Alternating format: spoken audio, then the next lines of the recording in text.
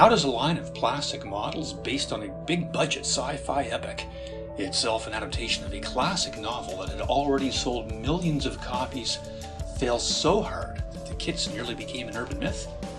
In this video, I'm going to show you how Revell's plans for a line of Dune models flopped just as hard as the 1984 movie they were based on. Coming up next on Scale Icons.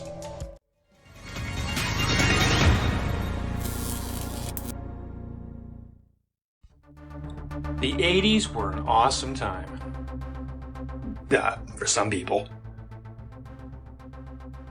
Sometime in the early 80s, scale model producer Revell sought to remedy their mistake in not paying for the license to manufacture plastic models from a little science fiction movie that was released in 1977.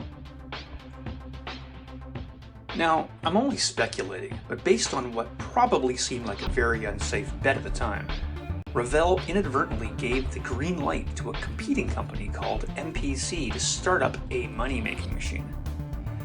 Now, in case you haven't noticed, Star Wars models are still being cranked out after almost 45 years, but more on that later. Every major manufacturer in the scale model industry was looking for the next lucrative license. Revell thought they'd found it in 1984, or did they? But first, if you like videos about scale models and all the things that inspire designers to dream them up, manufacturers to produce them, and hobbyists of all ages to build them, remember to subscribe to this channel and click that notification bell icon so you won't miss a single video. Science fiction model kits were hot in the late 70s and early 80s. How do I know this? I was there. In that pre-internet world, my friends and I all had an insatiable appetite for sci-fi models, and kits based on licensed properties were absolutely everywhere.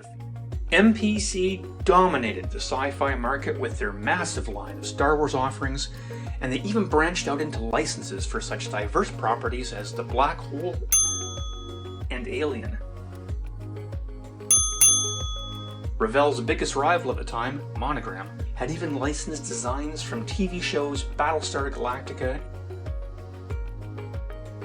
and Buck Rogers in the 25th century. And of course, not to be outdone, AMT had been pumping out Star Trek kits since the late 1960s. I mean, come on, everyone had an Enterprise hanging from their bedroom ceiling, didn't they? But the plastic model industry was starting to change. With more than a 50% share of the market, in the late 1970s, Revell began to have difficulty converting sales into profits. Things became dire for Revell in 1978, around the same time that MPC's Star Wars kits were flooding hobby shops everywhere. That year, Revell recorded a net loss of $2.5 million. That is the equivalent of $10.2 million in 2021. Even worse, their share of the market began to erode at the dawn of the 1980s. With the release of Return of the Jedi in 1983, the Star Wars movies had come to an end, as far as George Lucas and everyone else was concerned. It would only be a matter of time before some new sci-fi franchise took its place. No new Star Wars movies meant no new Star Wars kits for MPC to produce. Revell had a two-part plan to get into this exploding subgenre. First, they sought to capitalize on the quote-unquote giant Japanese fighting robot craze of the early 80s, and they began importing a series of existing model kits from Japanese producer Takara and released them under their own Robotech banner. This is actually a pretty interesting story, and it's one I'll cover in a future video. But more importantly, they were looking to license Hollywood sci-fi. What better way to duplicate MPC's success than by hitching their wagon to a sci-fi blockbuster? Dune was poised to be the next big thing, a science fiction classic that had been in Hollywood development since the early 1970s, with directors such as art house darling Alejandro Jodorowsky and a pre-Alien Ridley Scott all trying and failing to bring their version of this classic Frank Herbert novel to life. On the strength of his 1981 Best Director Oscar nomination for The Elephant Man, David Lynch, yes, that David Lynch, had been hired to adapt Dune for Universal Studios. The novel itself is a complex and heady mix of politics, ecology, and consciousness-expanding drugs. Given the subject matter and Lynch's own filmography, there was a fairly good chance it was not going to be a family-friendly, date-night, popcorn-crunching flick like Star Wars was. It was not. Put the pick in there, Pete, and turn it round real neat. With this new adaptation of Dune finally in front of the cameras in the early 80s, the Universal Studios hype machine began to rev up to full speed. Licenses were sold for the usual suspects: toys, trading cards, stickers, even coloring books.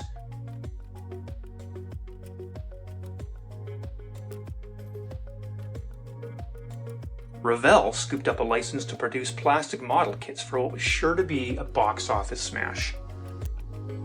Revell appointed legendary kit designer Tom West to develop their line of Dune models, starting with a modest introductory phase of 3 kits.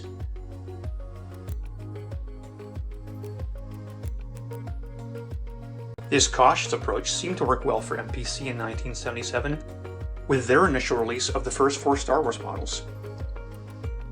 Was Revell following MPC's lead? Who knows? There's virtually no information online about Revell's models or their plans, and emails to Revell have so far gone unanswered. Each of these 3 new model kits focused on some of the most recognizable designs from the movie. Revell seemingly picked 3 subjects that, for the most part, reflected their own strengths as a model kit producer. First up was the Ornithopter, an aircraft design of roughly 1/48 scale, looked at home sitting on the average display shelf beside X-Wing fighters, Enterprises, and Colonial Vipers. That bizarre, organic, insect-like design was unlike anything I'd ever seen before.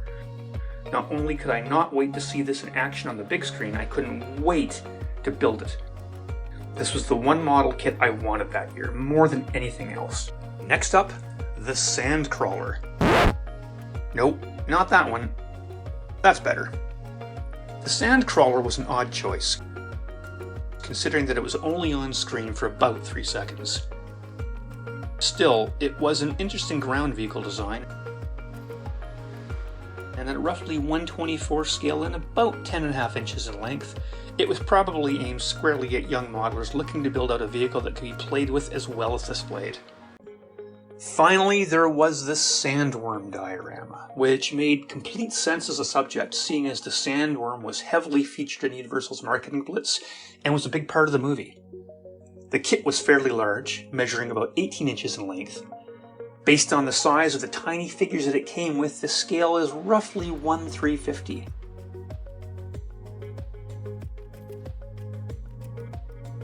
In no small part to its resemblance to a Pringles can and its toy-like engineering. I mean, look at that.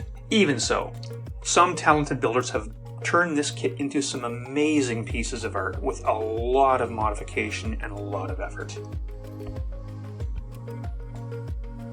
Sure, the Sandworm was heavily featured in the movie itself, but both the Ornithopter and the Sandcrawler, the 2 kits that would most likely appeal to the widest range of builders, only had screen time that could be measured in seconds. And to me, I think this is the real problem that Revell was facing. None of the designs were on screen long enough to really become iconic in the way that designs from other sci-fi films were.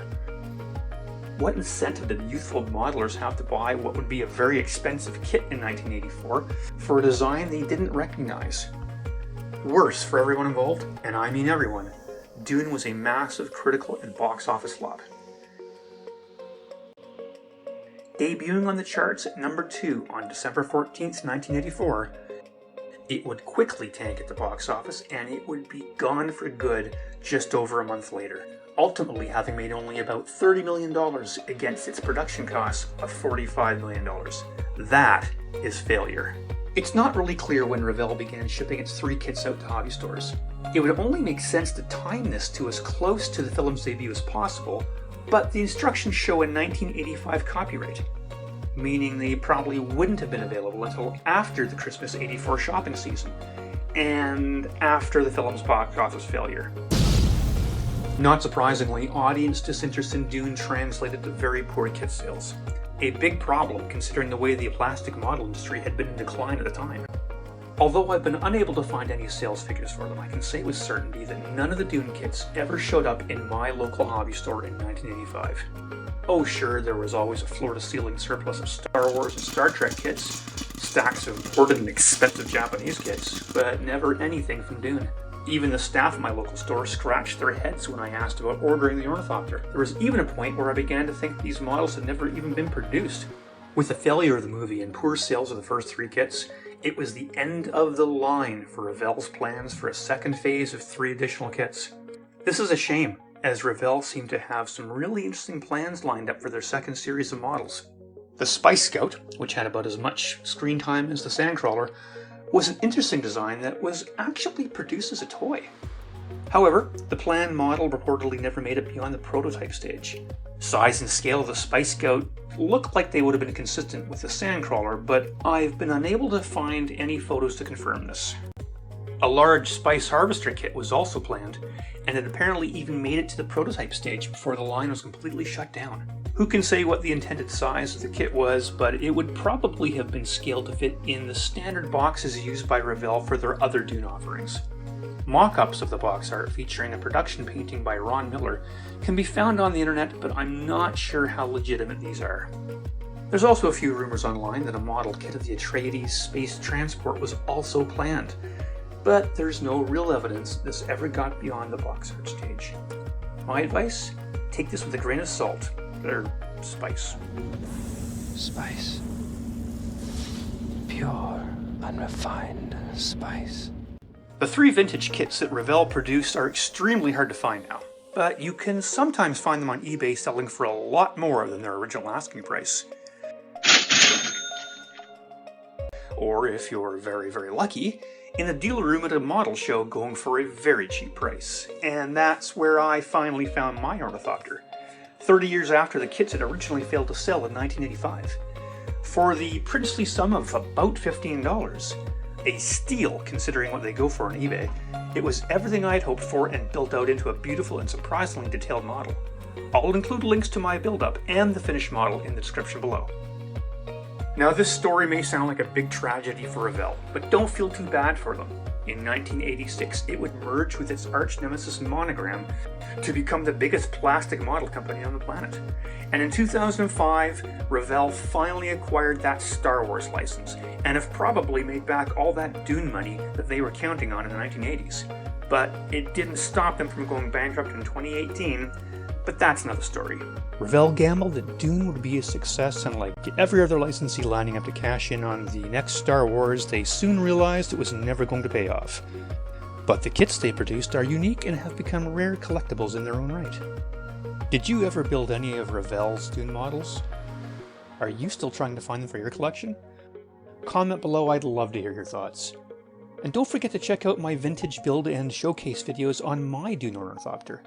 If you enjoyed this video, smash that like button, and while you're at it, make sure you click on subscribe as well so you can see more like this. You've been watching Scale Icons, and I'll see you soon at the workbench.